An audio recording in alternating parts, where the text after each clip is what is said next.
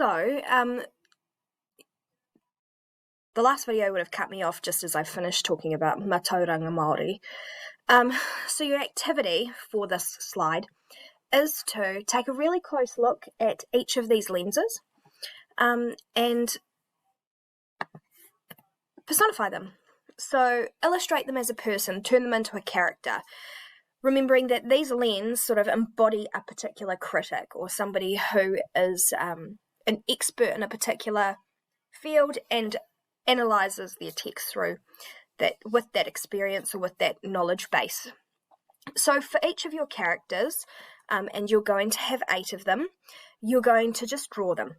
Do it on paper, do a little sketch, and just have a think about, what might the agenda be? What might their job be? What might their costume look like? So what sorts of things would they wear? Do they have any specific accessories, or are you going to incorporate some sort of colour symbolism? Do they carry any important objects or symbols, so props? What might their favourite colour be? And I would really like each of your characters to be wearing a particular type of glasses. So you can see here I've given you some examples, but I want you to design their lenses. Think about everything you know about that lens and turn it into a person. They don't have to be super in-depth and you don't have to be a good artist. All I ask is that you do some little drawings and then take a photo and pop them under each of the lenses. This is just to help us get into the mindset of what a critic who is looking at a text through a psychoanalytical lens, what sort of space they might sit in and what they might be thinking and feeling as they analyze these texts. So that's that activity. Once you have done that, and you don't have to do it in one sitting, we are going to practice applying critical theory. So that is the next set of slides, which I'm just going to talk you through. So this time what we're going to be doing is looking at a specific text and practicing looking at this text through those expert lenses or through those critics' lenses or through that literary theory. I thought I'd pick something that we all know reasonably well, and that's Little Red Riding Hood. What I thought I would do for you is just model what this, and we call it interrogating texts at this point when we're using a range of lenses to analyze the text. So we interrogate the text. And I've given you 2 examples. So I've done one I've used a resource. I haven't created this myself, but I've used resources from an expert here in New Zealand, who's very well known for her resources around literary theory. Her name's Sian Evans. And so if you click on Cinderella, it will take you to one way of unpacking or interrogating Cinderella. So if you have a look here through the liberal humanist view, so looking at that moral lens, that didactic moral lens, you can see here that Cinderella is a moral one. So it tells us to either do something or don't do something or else. So for example, I don't want to use that example. Hansel and Gretel, something along the lines of family bonds are really important, so we need to look after them because they will help us survive, for example. So look after your family, essentially. So in this case, Cinderella is a moral one, which contains the didactic message that we should act kindly and accept our situation with patience and good humour. So it's a should-do message. Ultimately, the good will be rewarded and the wicked will be punished. So that's that didactic part, that good and evil, or good and wicked. However, if you look at Cinderella through a Freudian psychoanalytical view, you've got a child loses both parents before the successful resolution of the Oedipal complex, which is particular theory around relationships between children and parents. That he has, and because she hasn't gone through the whole process of figuring out how she feels and figuring out that relationship. She's subsequently abused by the stepmother. She indulges in her repressed fantasies. So something typical of Freudian theory is this idea of dreams and dreams having deeper meanings. And so in this case, she acts out her fantasies through her dreams. These dream sequences, so I guess the ball or these mythical magical things happening, and these are the dream sequences, which allows her attention, the attention she craves, and she's able to grant herself a parental figure in the form of the fairy godmother. So Lacanian view, so this is another psychoanalytical view.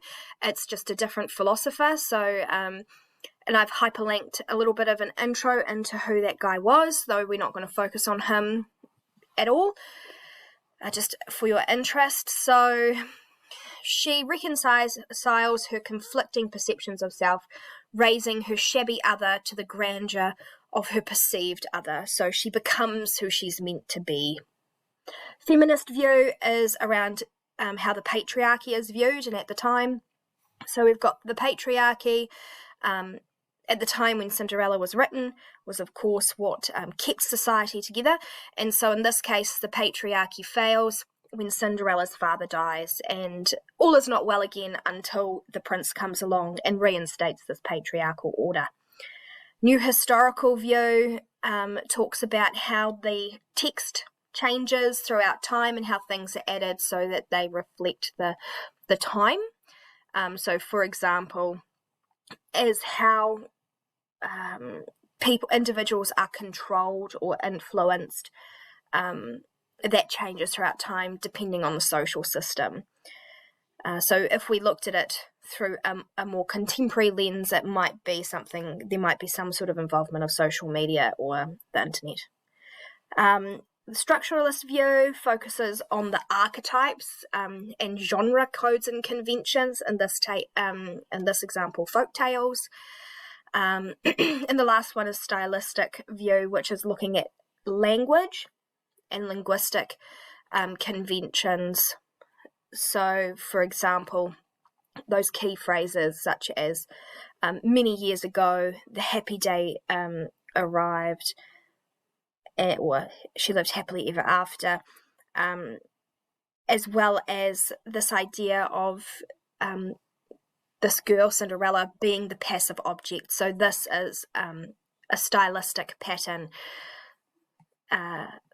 For example, you can see here, she was thus attired, her godmother made her and get into the coach rather than Cinderella got into the coach. So she is the passive object, she becomes the object in the sentence, and that's a stylistic thing that happens regularly. So there's that one there.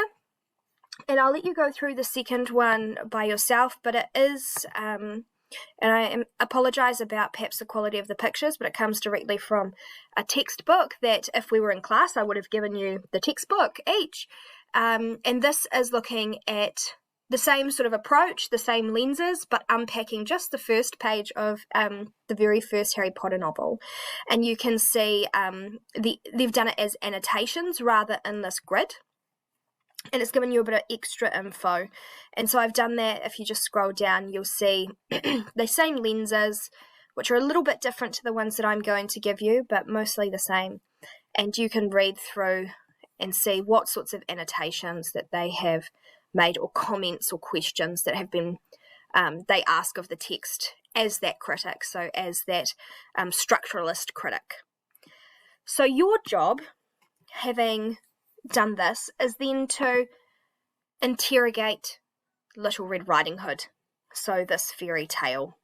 You are going to imagine that you're a literary critic who identifies with a specific school of criticism. So this is your lens. You're going to do this over and over and put yourself in the shoes of the psychoanalytical critic, or the feminist critic, or the eco-critical critic, or the Matauranga Māori critic, and you are going to ask yourself, what might this critic notice? And you might just break it down a little bit into the specific characters, elements of text, so things like setting and theme or events.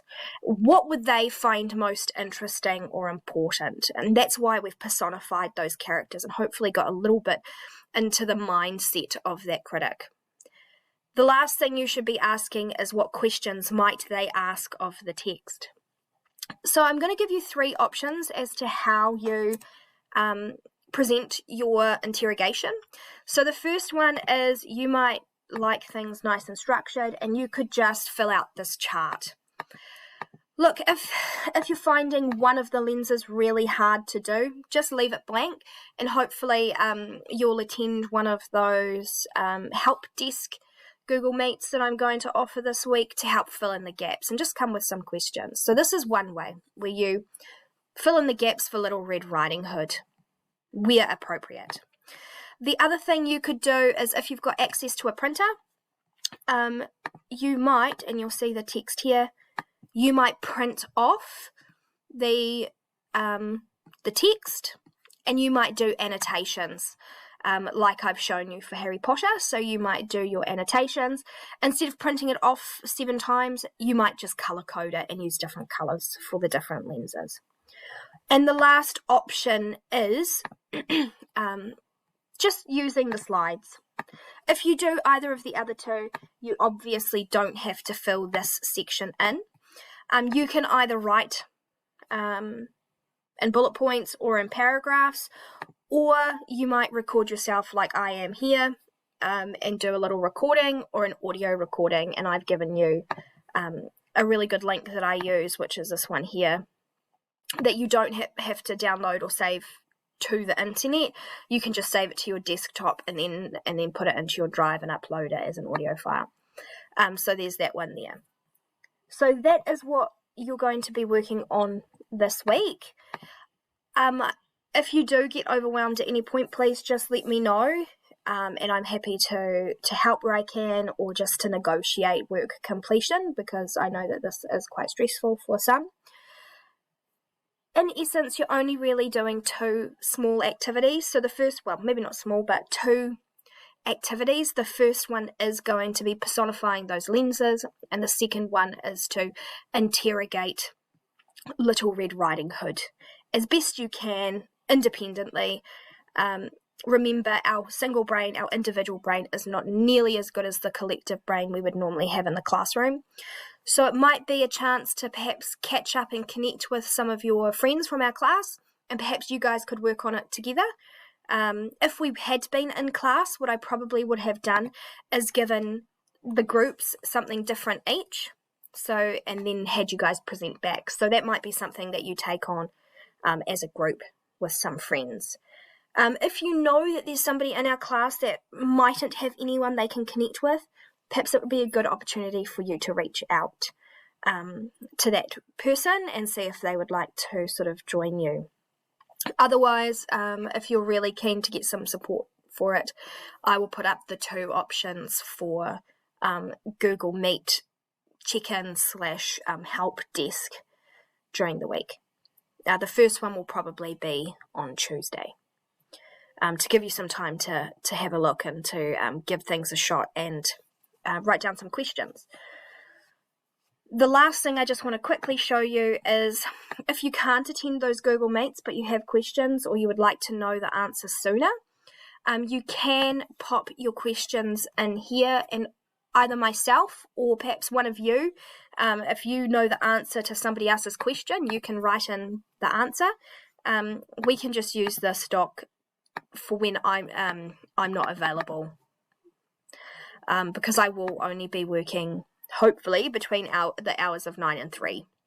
So don't expect an email outside those hours. But otherwise, do use this doc, use the videos, and use each other. So hopefully that is helpful, and good luck, and I look forward to seeing you guys online.